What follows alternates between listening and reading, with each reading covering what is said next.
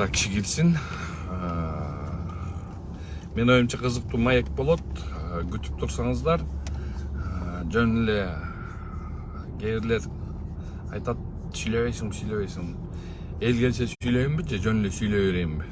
Ошон үчүн кичине элдер кирсин, анан кийин мына бир киши кирди. Ким кирди болду экен? Так, дагы кишилер келсин, аудитория. Данияр Кулуев, салам алейкум. Бөлүшүп койсоңуздар. 4 киши кириптер. Ассаламу алейкум, Данияр Кулуев. Азамат Бекчероев. О, салам алейкум, Азамат. Кандайсыңар? 5 киши кирди уже. Азыр эфирде көбүрөөк киши толтура алалы, анан кийин Самаган, кандай иним, жакшы, куттуктайм сени. 8 киши кирди. Ассаламу алейкум, бардыңарга бөлүшүп койсоңуздар. Мына 9 киши азыр эфирде, бөлүшүп коюңуздар. Темасы жакшы эле болуш керек. Азыр мен жумушка жеткенче мындай маек куруп баралы. Сая Курманбетов, салам алейкум. Өңгөчөсү ККМди киргизгендер анан Акылбек Жапаровдун сүйлөгөн сөздөрүнө нерв болуп, нервим кашайып атат да. Дагы чыгып койсоңуздар, дагы бөлүшүп койсоңуздар. Азыр 17 киши болду эфирде. Дагы эфир киргизип алалы. Жыргал, салам алейкум. Будачи Бакыт, саламатсызбы Канат мырза? Тема кандай? Тема чечилип алайынчы чыта. Темасы жакшы. Ассаламу алейкум. Мына 20 киши эфирде, анысы калгандары эфирге кошула берсин. Силер дагы бөлүшүп туруп лайктарды коюп турсаңар, ошондо аудиторияны чоңойтобуз. Урматтуу достор, урматтуу Facebook колдонуучулар. Азыр сүйлөйүн деп, прямой эфирге чыгайын деп деле оюм деле жок болчу. Вообще ойлоп аткам да, ушу чыкпай эле коеюн деп. Бирок азыр говорить эмесинен Акылбек Жапаровдун бүгүнкү күнү айткан сөзүнө ошонго абдан кыжырланып алдым да.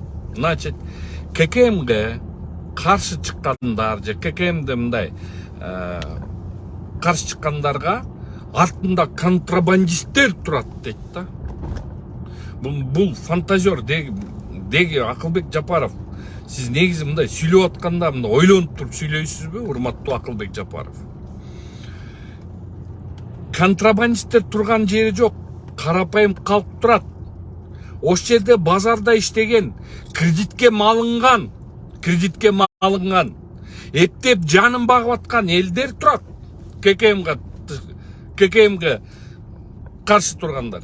Анткени деген ошол ККМге каршылар эмнеге? Силер шарт түзүлүп берген жок. Ар бир ош жерде базардагыны карап көргүлө. Базардагыларды карап көргүлө. Сурап көргүлө базардагылар. Ар бирөөсү кредитте. Эме болсо, урматтуу Акылбек Жапаров, сиз деген монту кыйын сүйлөбөй, артында контрабандисттер турат дебей. Барып туруп ошо налоговый инспекцияңар карап көргүлөчү. Барып карап көргүлө налоговый инспекцияларыңарды. Ошол налоговый инспекцияларыңарды мондай очеред турат. Керек болсо тети малчыларына чейин ИП аштырып туруп, ошол жерде электронный счет, фактура, тиги булардын баарын эметип.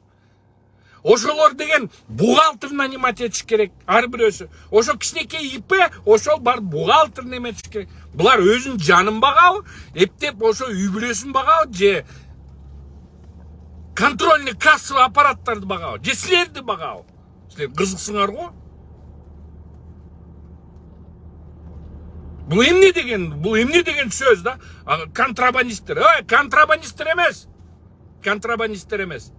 Ош жерге кредитке малынган, эптеп бир тыйынга жыгылып, эптеп атып туруп үй бүлөсүн багып аткандар каршы болуп атат. ККМди жок, керек жок деп эч ким айтып аткан жер жок. ККМ керектүү нерсе. Бирок ККМди киргизердин астында шарт түзүп бериш керек да.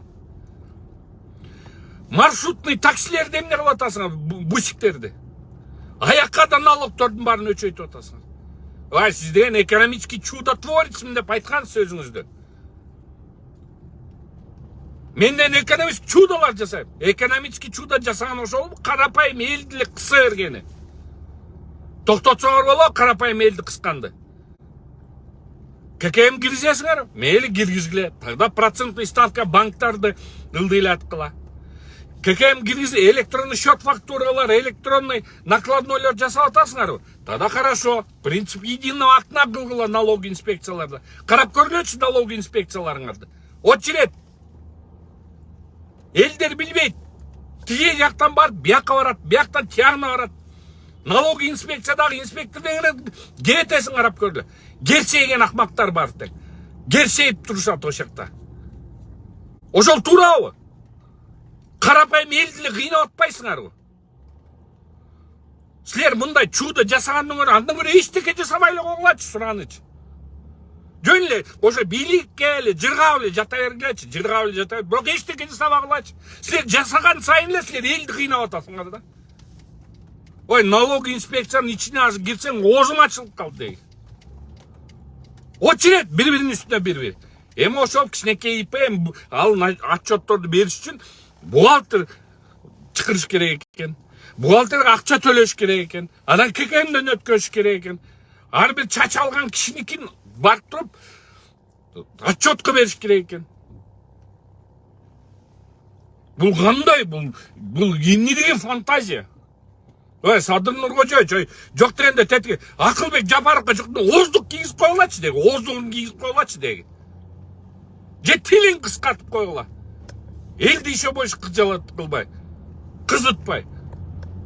Элди кызытпасын деп эптеп, аманесен бул чыгып алалы, акырын туралы деген сайын кайта наоборот ушундай кызычуулар. Эми сүйлөп атканда кичине тил менен сүйлөөнү башы менен ойлош керек да. Артында контрабандисттер турат. Каяктагы контрабандисттер налогыга барып көргүлөчү. Интересно вообще.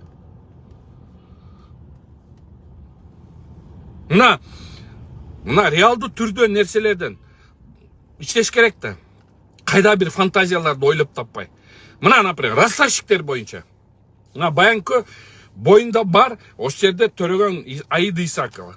Ал деле растащиктерден жабыркатты. Мына азыр деген течерде соттун чечими менен бир үй билен үйдөн айдап атат. Маңдай термен тапкан үйүнөн айдап атат. Алар да ошо эптеп бирдеме кылалы деп туруп процентке алып атып, үстүнө акча кошулуп атып туруп, мына үйүнөн ажырап атат. Ошо растащиктер жөнүндө мыйзамга ала албайсыңар. Ошолорду нукка түшүрбөйсүңөрбү? Мына течерде Жафарова деген бар. Айтпай эле коеюн дедим эле. Кимдин гана аты менен коркутпайт. $200,000 берип коюп туруп, $900,000 деп туруп метип атат. А булар да акылдуу растащиктер. Баары тең акылдуу, карашат. Алар пат проценти деген жерге бербейт. Мынча пат процент. Алар деген сен мага мынча карызсың деп жаздыралат. Анан кийин туруп алып соттон же демеден мынча карыз мага, карыз нактай акча алган деп туруп ушинтип туруп жан-жанга урушат. Анан кийин канча эл, мына Ош базардагы эл. Айтпайсыңар канча растащиктер силерди карыз алгыла деп айтып атат. Дордойдогулар айтпайсыңарбы? Канча растащик силерден акча алып атканын. И бирөөсү да пат процент деп айтпайт. 60,000 сом алса, 60,000 үстүнө дагы коштуруп алып туруп, монча миң сом деп распискалар жаздырып алат. Анан ошол распискалар менен барып силерди кайра жайлап атат. Өзүңөр унчукпайсыңар. Эл силер да өзүңөр күнөөлүсүңөр. Расписка пат процент алып атасыңар, жаздыргыла пат процент деп туруп. Анан ошо пат процент берген кишилер барып туруп налогун төлөсүн, лицензия алсын. Национальный банктан лицензия алсын. Ошол национальный банктан лицензия алып, налогторду төлөп, ошолордун баарын кылса, ошондо деген ошол жерден налог түшөт. Акылбек Жапаров, ошону карабайсыңарбы? Растащиктердин мыйзамына изменение киргизбейсиңерби? Чыкпайсыңар, айтпайсыңар, баарыңар тең, мына момдай деп туруп. Растащиктер мынтип жайлап атат. Соттор аларды жардам берип атат аларга деп. Ушундай нерселерди айтышыңар керек да. Анан өзүңөр үйүңөргө келгенде эметесиңер, нерв болосуңар. Мага, например, бул үй бүлөнү жалко. Ну айла жок, алыптыр. Эми ошону алып туруп үйүнөн чыгарып туруп азыр үйүнүн жанына боз үй тигип алып жатат. Маалымат бербейсиңер. Эч кимге маалымат бербейсиңер. Глейген правительство маалымат бербейсиңер. Элге түшүндүрүү иштер жүргүзбөйсүңер. А жогорку прокуратура органдары ошолорду барып, надзирающий орган, ошолордун баарын проверкаларды үлгүрүп, ошолордун баарын жасап, же туура карап атабы деп туруп айткандын ордуна оозуңарга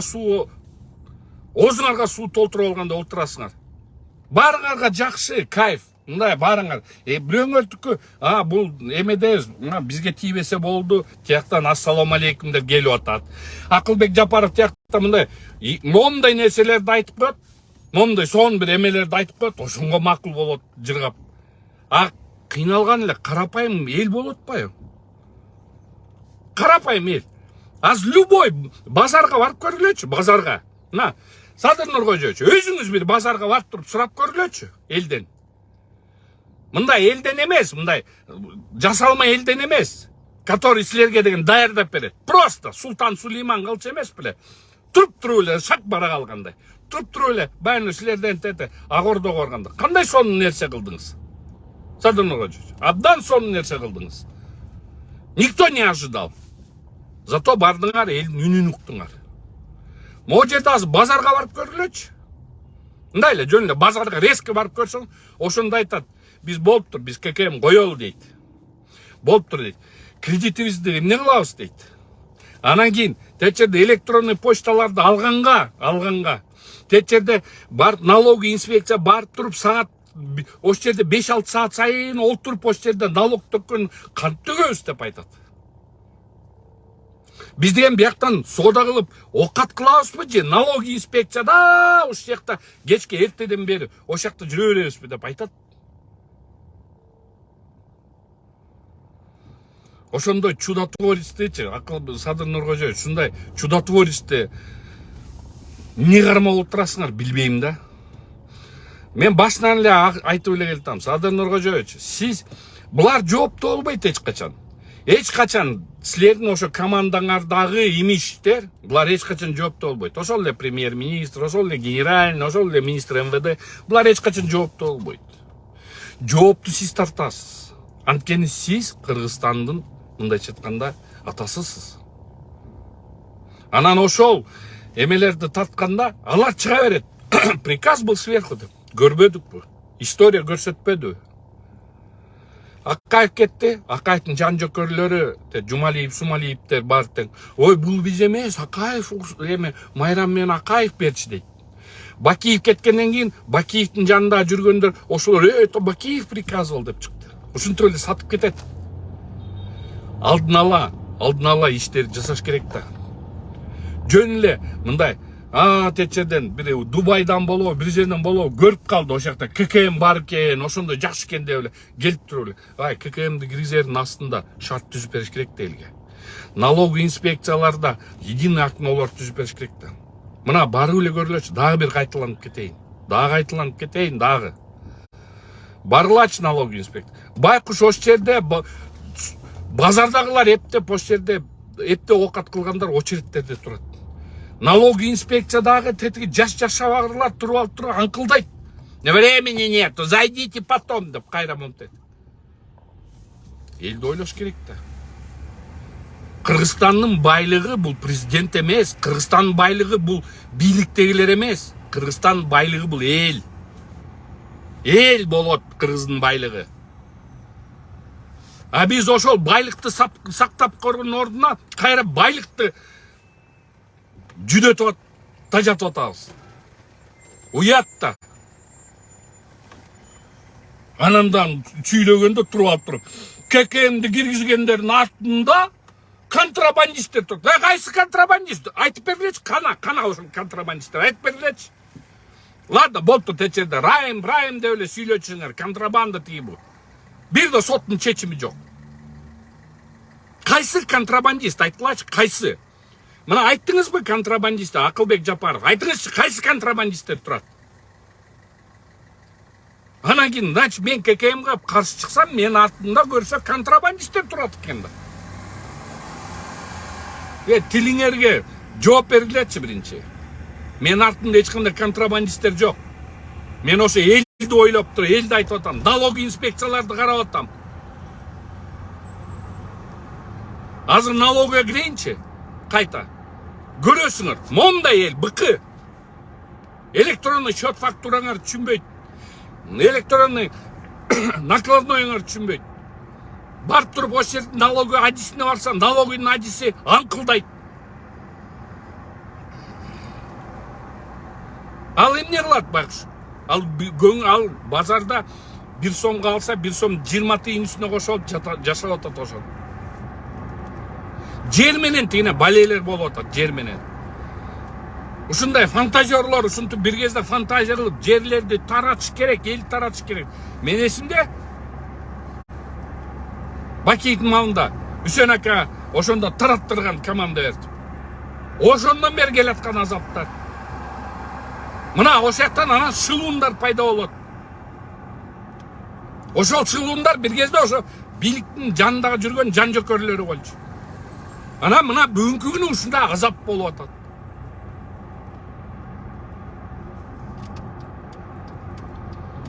Элди ойлогон эч ким жок. Мына расставщиктер боюнча. Мына просто схеманы айтып берейин расставщиктер жөнүндө, под процент бергендер жөнүндө. Эми айла жок, базарда иштейт экенсиң. Барып туруп, срочно акча керек болот экен, анан барып ошол жактан под процент алат экенсиң. Ошол эле базардагылардан. Барып ошол жерден под процент алганда, под процент менен иштегендер, булардын юристтери бар, булардын соттору бар, ошолордон кеңешет. Анан алар айтат: сен под процент деп жаздырба, сен договор займа кылдырба. Сен деген монтуп туруп эме деп жаздыргын дейт. Карызмын деп, накталай алдым деп жаздыргын дейт. 60 000 сом алса, үстүнө дагы 60 000 сомду коштуруп ошону алдырат. Бул айда бере албайт. Эмки айда уже дагы келип калганда, жо сен деген бул процентин уже көрдүңбү 100 000. Ал менин акчам да. Эми ошол 100 000ге дагы 100 000 деп туруп карыз деп жазат. Мына ушундай азаптардын баары менен биздин ошол жерде көп элибиз, мындайча айтканда, көп элибиз өтө мындай оор акыбалда болуп калды. Мына мен производством, Аида Исакова ошондой эле акыбалга түшүп калды. Тет жерде Жафарованын ошондо деген бир азыр потерпевший болуп атат. Берип коюп, кичинекей бир акчаны берип коюп, мага миллион берген деп туруп элдин баары менен коркуп. Биз мына генеральный урматтуу Курманкултуктар эле сизге канча жолу кайрылдык. Сизге ошол жерге чейин бардык ошолордун баарын. Сиз эле тааныган. Бир кезде сиз менен чай ичип жүргөн Мамушке ыйлап көз жаш менен барды го. Азыр 10 жашка жетип алып, үйүнөн да жырап атат. Квартирасынан да жырап атат. Ишо мончосун да бүт мойка-сойкаларын алдырыйды уже. Зато баласын күнөөлүү кылып салды. Баласы ушундай акмак деп коюшту. Милицияларга заявление жазды. Анткени бийликке жакын. Ушундайлар толтура болот атпайбы? Ошолордун баарын көзөмөлдөш керек да. Мына мен ходатайство менен ошо ким боюнча, Сыдыков боюнча кайрылдым. 2-3 жолу кайрылдым, 3 жолдун кайра мындай прокуратура отказ кылат, милицияга барат, милиция болсо допрос кылбайт. Ленинский роды допрос кылбайт. Жөн эле карап туруп эле кайра келди, кайра барып кайра прекращать этип салды. Барасың, төргөчүгө айтасың: "Эй, төргөчү, эмчүн сен муну допрос кылган жоксуң?" десем. Эми Канат байке, тияктан сиздин оозуңузду жабыш үчүн тияктын отмена кылат. Бизге келгенде, бизге наоборот ошол жакта бир чоң кыз бар экен. Ошо Жафарованын подружкасы. Ошол звонить этет дейт. Давайте прекращать этип салгыла. Мына. Ушундайлар көп болуп атпайбы? Аяғы жүріп, мына бұлар процент үсті процентке көміл тұрып, ошол үй бүлө, мындайча айтканда, бала чакасы менен бир үй бүлөдө леген тукумду кырып кетип атат. Ошо под процент бергендер. Зато биз ККМ киргизип атабыз. Дальше элди кыз эметип атат. Садыр Нуркожоевич, мен постоянно айтам го, тегерек четиңер. Кошмар тегерек четиңерчи. Вот реально кошмар да. Сиз деген көрбөй атасыз ошону. Же көрүп атсаңыз көрмөксөңгө салып атасыз, мен түшүнбөйм да. Ушу прокуратура жөн эле надзор эле кылып эле бир талкалап көрсүнчү бир. Ой, бизде деген андай керек жок, бизде коркот. Ой, катуураак эле талкаласынчы надзор кылып. Мына жерде 27-чи постановление менен жокко чыгарып атасыз. Анга деген мораторий кое турушуңуз керек болчу. Анан кийин прокуратура катуу көзөмөлгө алыш керек болчу. А мен эмне баягы Сокулуктун иши боюнча сызыр-кызыр боюнча эметсем, кайра мага доказывать этип атат. Замначальник РОУду мага доказывать этип атат. Жок, андай эмес дейт. Андай эмес. Мына подделка турбайбы десе. Жок, андай эмес. Ал жакшы дейт, наоборот. Подделка жасалар десе. Жок, ал жакшы дейт. Мына кандай түшүнсө болот муну? Мына жер мафиясы анткени сатып алган. Мен айтып атам, Сокулуктун РОУдусунан толук чыкпайт. Мына подделка болду деп документтерин баарын берип атсак, мени тияка чейин чакырды, макулдугун берди, все, ошол жактан макул деди. Замминистр айтты, мыйзам чегинде карагыла деп туруп команда берди. Мыйзам чегинде мына деп туруп. Мыйзам чегинде көрсөттүм, могу документтерди көрсөттүм. Мына подделка болгонун көрсөттүм. Мына Минюстан ушундай подделка менен саттыр жерлер десем, ошону кичине жоопко тарткыла десем, тияктан макул дейт замминистрдин кабинетинен. Өзүнүн кабинетине барып, жок, бул андай эмес дейт.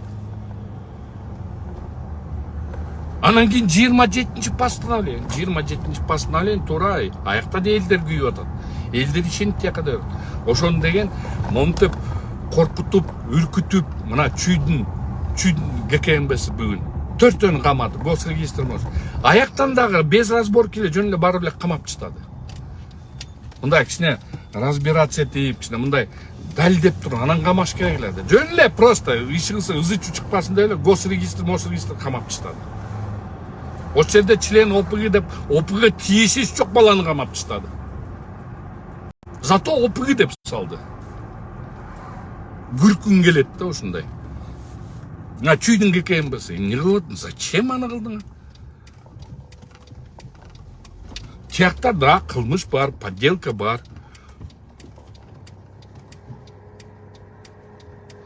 Ошол подделка боюнча деген барып туруп помечке. Неужели баарын эле подряд эле камай берет? Мен возмущаться этем, бирок камагыла деп эч ким айткан жок да. Жөн элдин баарын эле тыгып атасыңар түрмөгө. Тети 26 Кемпирабад боюнча аларды тыгып таштадыңар. Аларды бүгүнкү күнгө чейин эмне кармап келатасыңар? Түшүнбөйм да. Эмне болуп атасыңар? Эмне болуп калды биздин Кыргызстанда? Эмне болуп калды биздин Кыргызстаныбыз? Эмне деген мындай акыбалга түшүп калдык биз?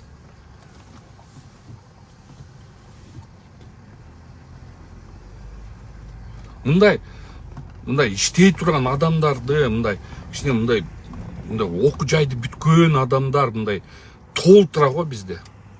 Ошолорду алып келип, ошолорду иштетпейсиң. Кайдагы бир фантазерлорду, анан бир Кудайдан жөө ачкан немелерди алып келип алып туруп ошол жака Кудай кылып салдыңар да.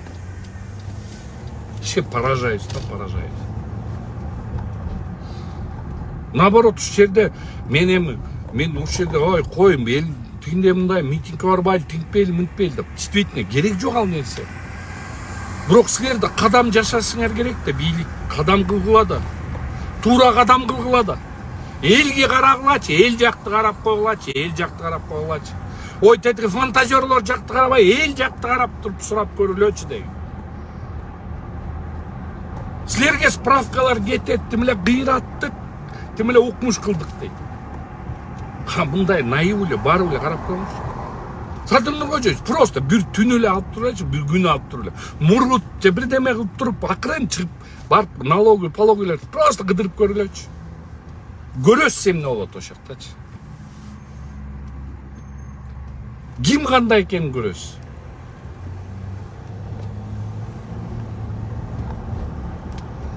Дина, Кемпирабадтагылар менен у тебя немножко неправильная информация. Сразу айтып коеюн. Кемпирабадтагылар эч кандай бийликти баса алабыз деп айткан эмес. Мен аякта өзүм адвокат болуп жүрөм, мени ал митинг деген. Митинг бизде конституция разрешено.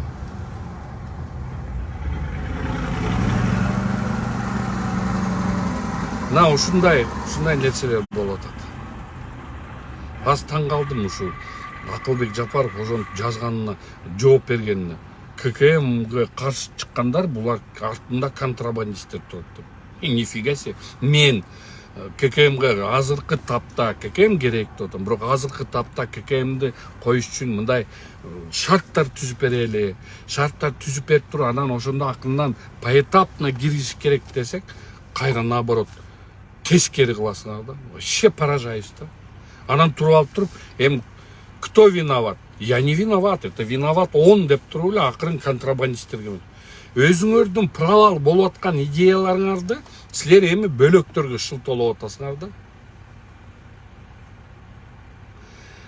Дина Стрёнка, мен сага айтып атам, эч кандай аудиозаписте монтаж жок. Ал аудиозаписте говорится о митингах. Митинги у нас Конституцией разрешены. Но должно быть оконченный состав преступления. Должны были создаться митинги, но эти митинги не создались.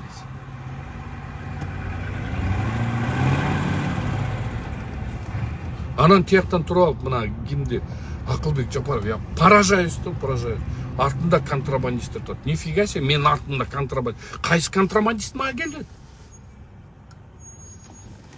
Акылбек Күйсенбек кичкичине мындай тилиңизди мындай ойлонуп туруп мындай тилиңизден көрүп атасыз да сиз көбүнчө. Тилиңизди мындай ойлонуп, эми сиз деген мындайча айтканда Кыргызстанда бийликтин чокусунда турган, чоң чокусунда турган экинчи, үчүнчү адамсыз. Сүйлөрдүн астында мындай кичине ойлонуп туруп сүйлөш керек. Баягы эле парламентте эмне өлүп кетейинби деген сөзүңүздөн кийин эле таң калып калгам. Вообще поражаюсь. Тетиги Кемпир-Абадтагылар менен ызычууну Кемпир-Абадтагылар менен эме болбой эле аларды коюп коюп туруп эле могу жерде абдан мындай досконально текшериш керек. Ошол жерде ким поддельный документтер менен жерлер саткан, ким кандай саткан. Анан кийин могу жерде единый окнолор жасагыла налоговый инспекцияларда. Масса информация бергиле. Мына телевидение глейген эки кара ящигиңер бар, КТРК менен ЛТРК деген. Ошол жактан информационный блоктор деметкиле. Мына электронныйда момда болот деп разъясненияларды бергиле да. Силер бир разъяснение бербейсиңер. Налоговыйыңарга барсаң, налоговыйыңарда азап. Налоговыйда тетиги төрагалары менен замдарын баарын кетириш керек. Популизмден башка мындай чоң сүйлөгөндөн башка бок да жок. Кана бир единый окно ачып берсеңер болот. Мындай шарт түзүп бер. Очеред.